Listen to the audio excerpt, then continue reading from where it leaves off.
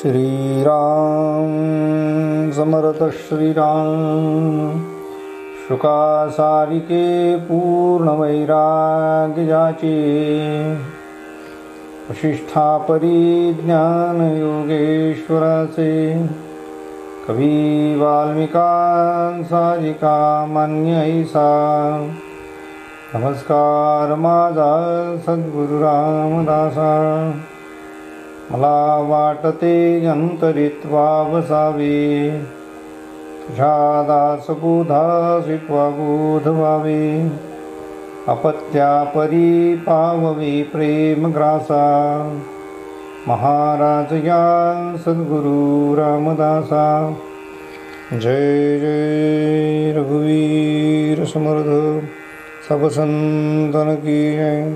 भारत माता की जय। श्रोता भक्ता श्रीराम समर्थ श्रीराम।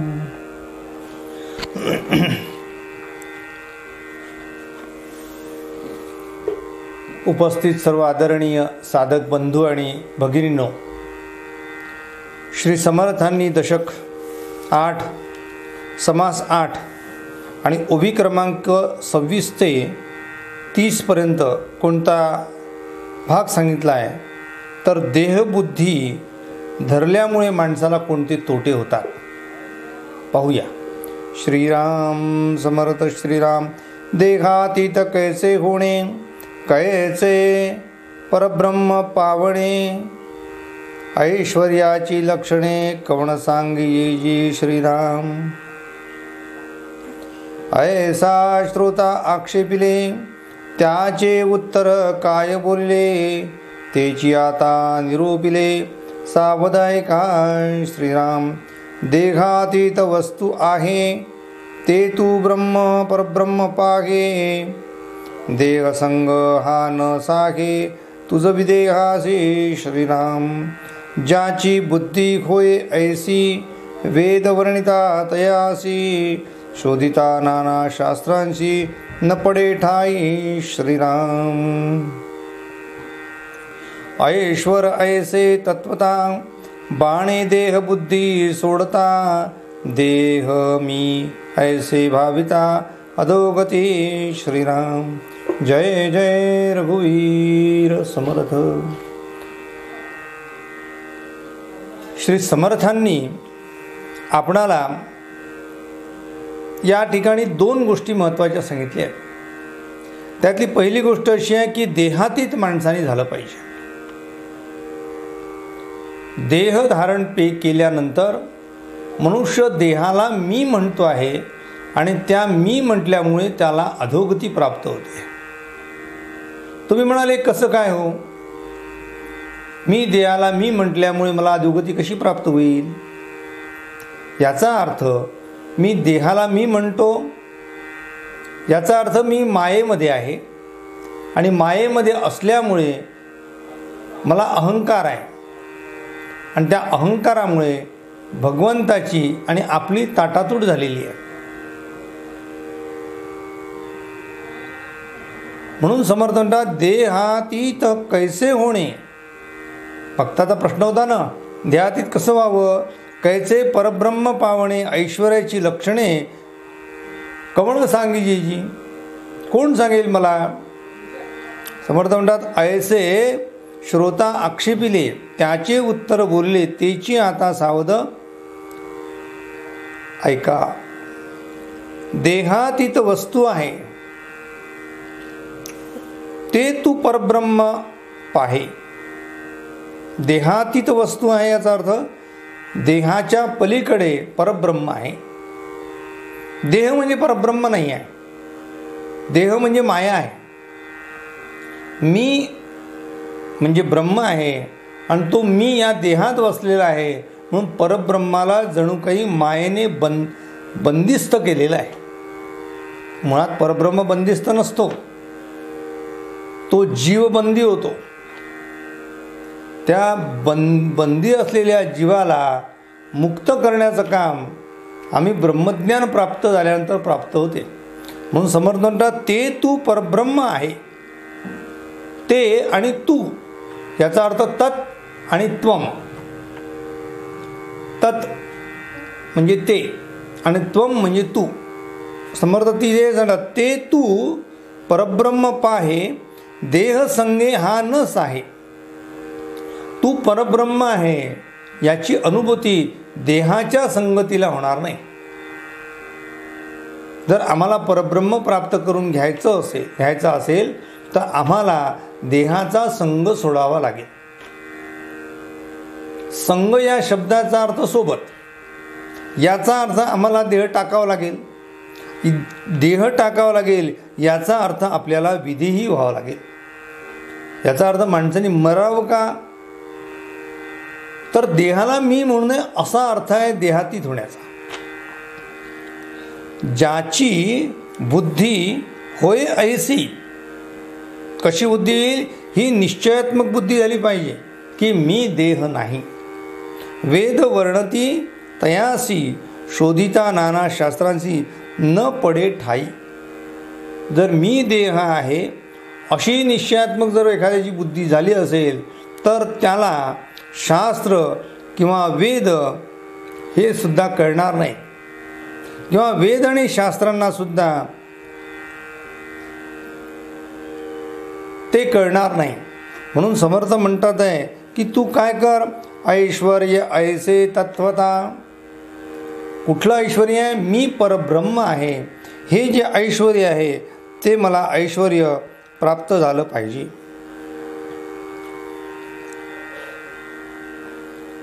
बाणे देह बुद्धी सोडता, देह मी ऐसे भाविता, अधोगती श्रीराम. माणसाला अधोगती कशाला म्हटलंय समर्थांनी, मी देह आहे अशा प्रकारची जर निश्चयात्मक बुद्धी झाली असेल तर त्याला अधोगती आहे. आणि मी परब्रह्म तत्व आहे, मी सद्वस्तू आहे, तो मी आहे, तत्त्वमसी, तो तू आहेस, अशा प्रकारचा बोध जर स्वतःला करून घेतला असेल तर त्याची प्रगती आहे, त्याची उन्नती आहे, तो परब्रह्म स्वरूप झालेला आहे. म्हणून समर्थ म्हणतात, ऐसे ऐश्वर्य तत्वता, बाणे देह बुद्धी सोडता. म्हणून देहबुद्धी सोडणे.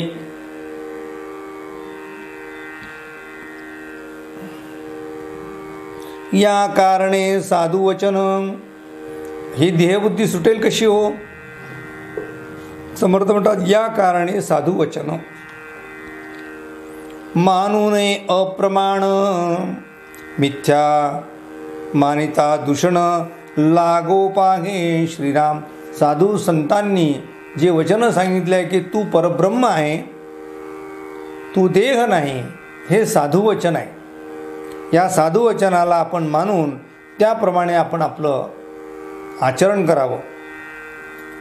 साधू वचन ते कैचे, कुठलं आहे साधू वचन, काय धरावे विश्वासे, एक वेळ स्वामी ऐसे मज निरोपावे श्रीराम. शिष्याने पुन्हा सद्गुरूंना प्रश्न विचारलाय, कुठलं साधू वचन आहे की ज्या साधू वचनाने माझा तरुणोपाय होईल, माझा उद्धार होईल. तेवढा साधू वचन सांगतो, सोहम आत्मा स्वानंद घन,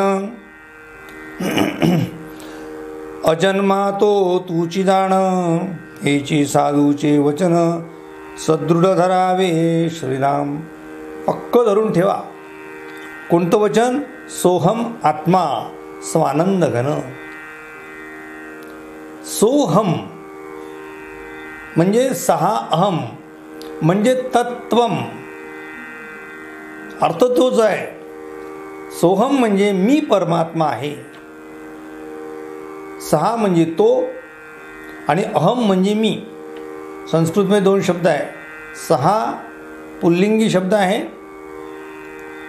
त्याला आम्ही तो म्हणतो, आणि अहम म्हणजे मी, म्हणजे तो मी आहे किंवा ते मी आहे. वर समर्थाने शब्द वाचला आहे, ते तू परब्रह्म पाये, ते तू परब्रह्म, आणि ते म्हटलं सोहम आत्मा. आत्मा दुसरा तिसरा काही नाही, तर आत्मा परब्रह्मच आहे. या दिव्यामध्ये असलेला अग्नी आणि वणव्यामधला अग्नी काय फरक आहे हो?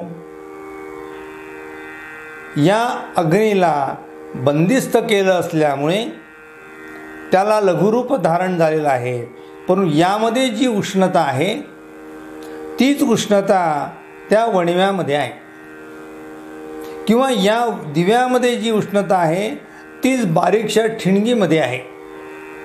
तोच अग्नी इथे प्रज्वलित आहे, तोच अग्नी तो ठिणगी रूपाने प्रगट आहे. म्हणून परब्रह्म हे व्यापक आहे आणि आत्मा हा जीवामध्ये बंदिस्त झाल्यामुळे, जीवामध्ये बंदिस्त झाल्यामुळे किंवा केल्यामुळे म्हणा, किंवा झालेला आहे असं समजल्यामुळे म्हणा, तसा परब्रह्म मुक्त आहे, आत्मा नित्यमुक्त आहे. पण आम्ही अशी कल्पित केल्यामुळे त्याला जे लघुरूप धारण झालं आहे, तरीसुद्धा ते लघु जरी रूप असेल तरीसुद्धा ते परब्रह्मच तत्व आहे. वटवृक्ष आहे मोठा, त्याकडे पाहिल्यानंतर आपल्या लक्षात येते की एवढा मोठा वृक्ष तो बंदिस्त करायचा असेल तर कुठे बंदिस्त करावा? त्याची बी हातात घ्या, त्या बीमध्ये तो संपूर्ण वटवृक्ष एकत्रित आलेला आहे.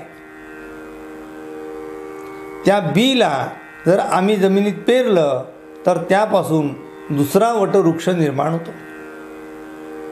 त्याप्रमाणे परब्रह्म हे वटवृक्षाप्रमाणे आणि त्यातील बी म्हणजे आत्मस्वरूपाप्रमाणे आहे. ते त्याचं लघुरूप आहे, अर्थात पूर्ण वटवृक्ष त्या बीमध्ये सामावलेला आहे. सागर आणि सागराचा एक थेंब या दोन्ही पाण्यामध्ये मुळामध्ये काहीही भेद नाही. म्हणून समर्थ म्हणतात, सोहम सहा अहम तो मी आत्मा स्वानंद घन. तो आत्मा स्वानंद घन आहे,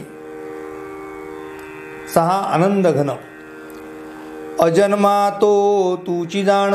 आत्ता आपण म्हटल्याप्रमाणे त्या जन्म आम्ही कल्पिला आहे.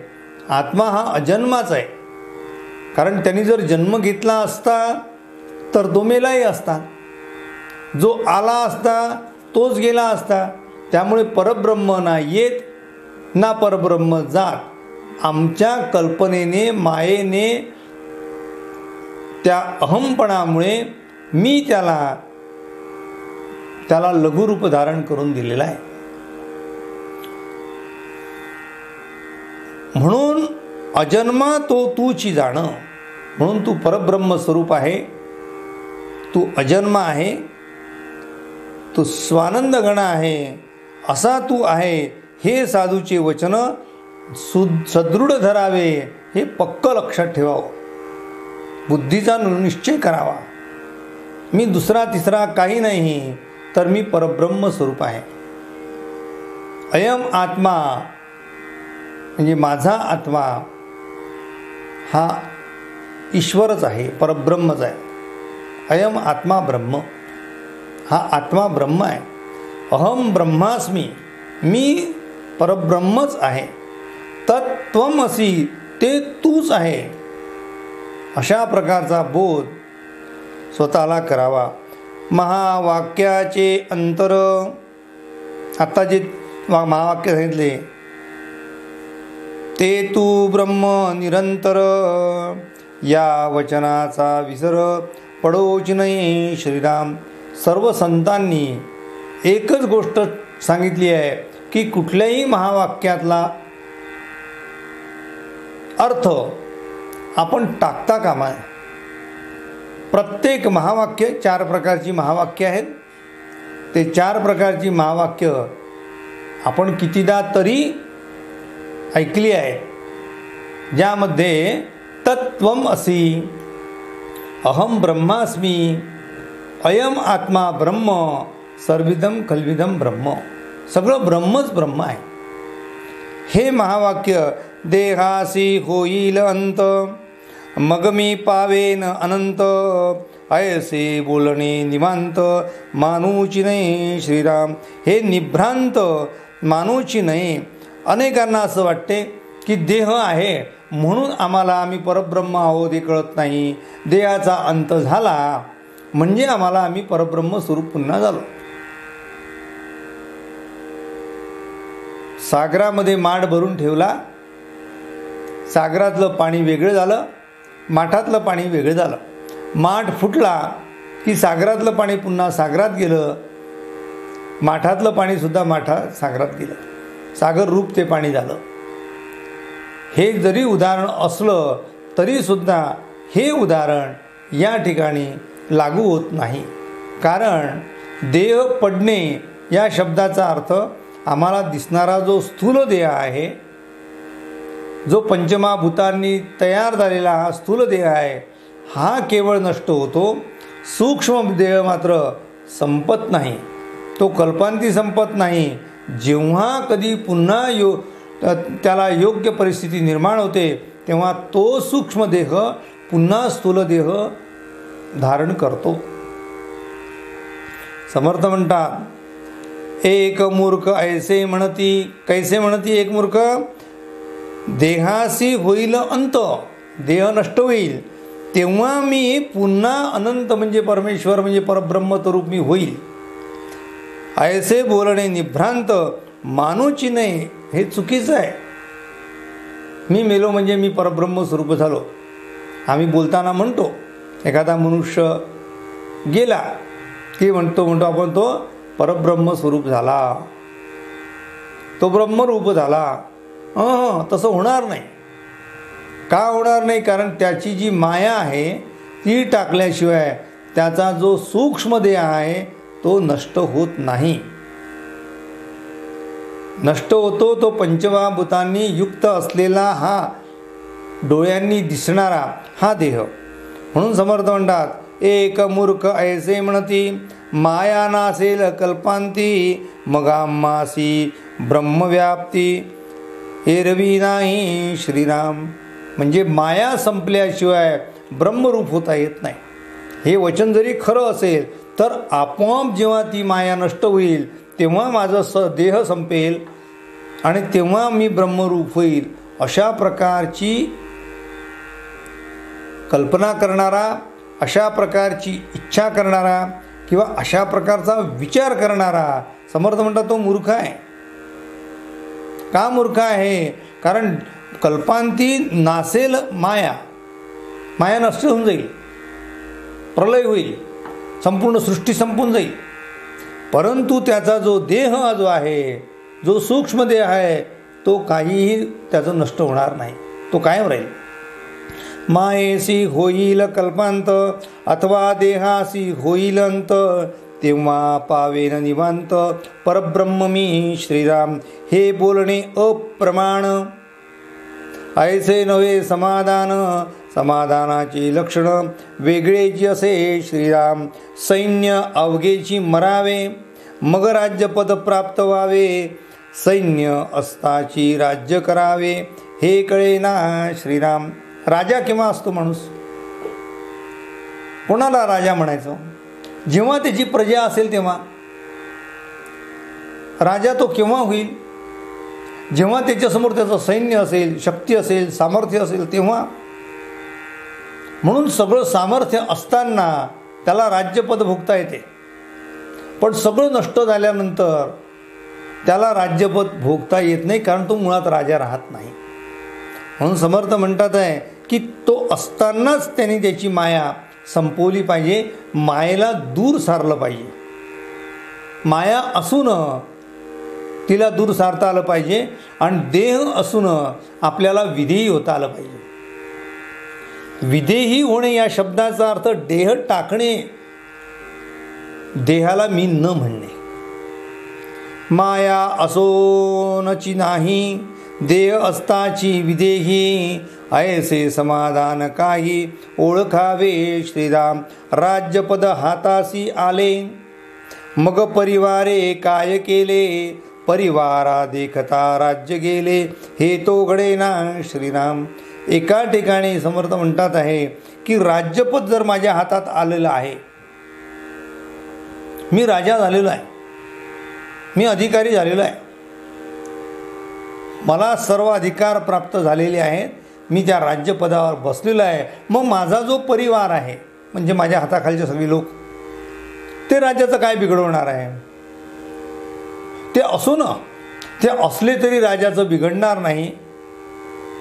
म्हणून ते नसावे अशी कल्पना करण्यापेक्षा मी राजा व्हावे ही कल्पना करणं उत्तम आहे. मी राजा व्हावे म्हणजे मी परब्रह्मस्वरूप हे जाणावं आणि दिसणारी सगळा जो परिवार आहे तो मायेचा आहे. ती माया त्या परब्रह्माला काहीही करू शकत नाही. तसा तो समाज, तसा तो त्या राजाचा परिवार, तशी ती राजाची प्रजा त्या राजाला काहीही करू शकणार नाही. त्यांनी एकदा परब्रह्म स्वरूप प्राप्त झाल्यानंतर, एकदा ते पद प्राप्त झाल्यानंतर तो सर्व सत्ताधीश होतो.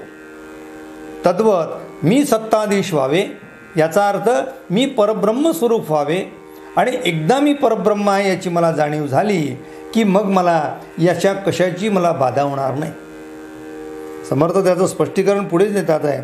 आत्म झालिया आत्मज्ञान, प्राप्त झालिया आत्मज्ञान, तैसे दृश्य देखभान, दृष्टी पडता समाधान, जाणार नाही श्रीराम मुळी सर्पाकार, मार्गी मुळी सर्पाकार, देखता भय आले थोर, कळता तिथीचा विचार, मग मारणे काय श्रीराम. रस्त्यांनी एक मुळी पडलेली आहे झाडाची, मार्गी मुळी सर्पाकार, मार्गामध्ये झाडाची मूळ ही रस्त्यात पडलेली आहे, सर्पाकार सापासारखी वाकडी तिकडे आहे.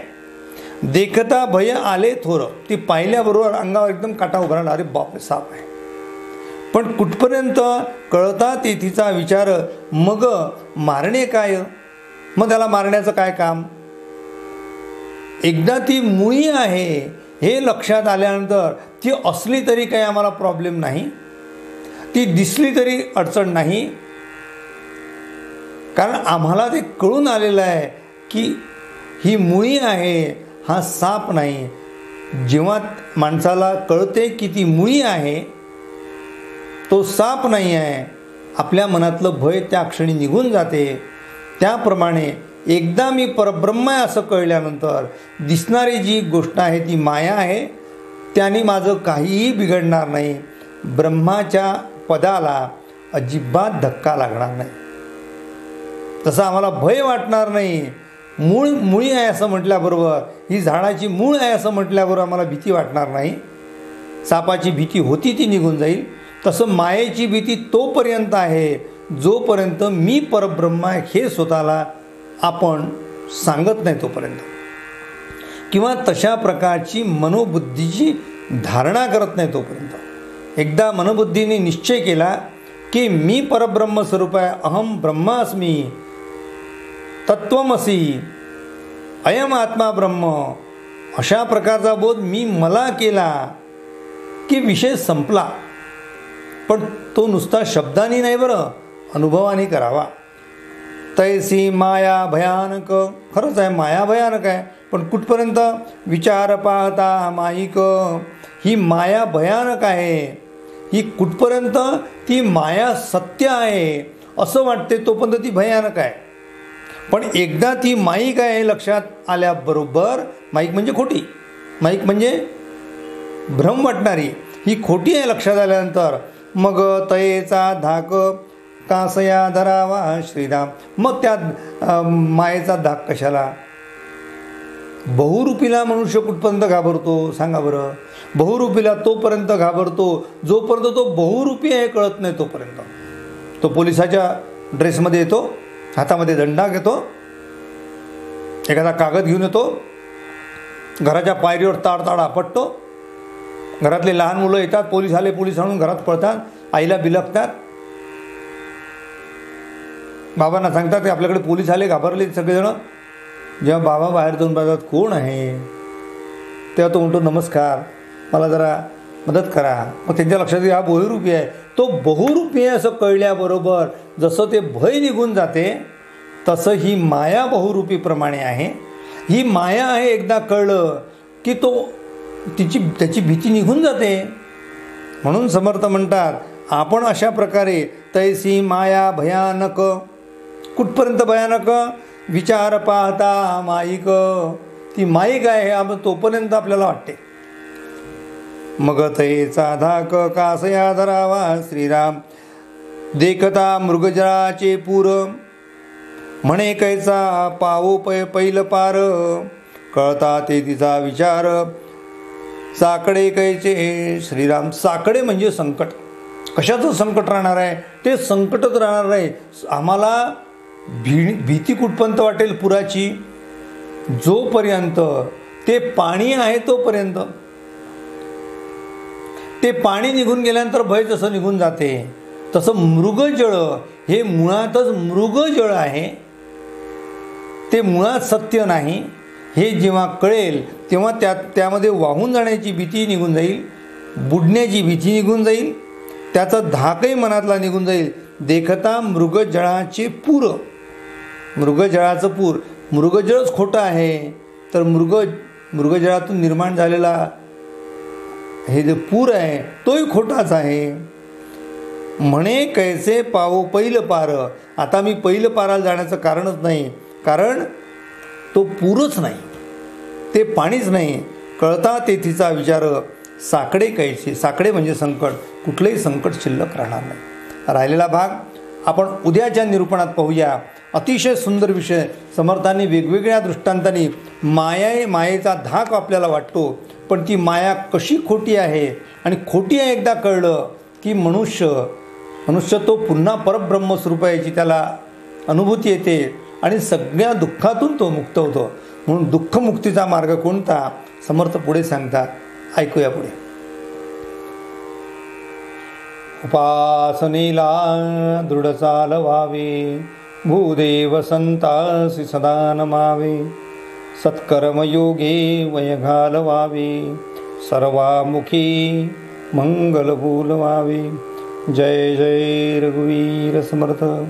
सब संतन की जय. भारत माता की जय. श्रोता भक्ता श्रीराम समर्थ श्रीराम.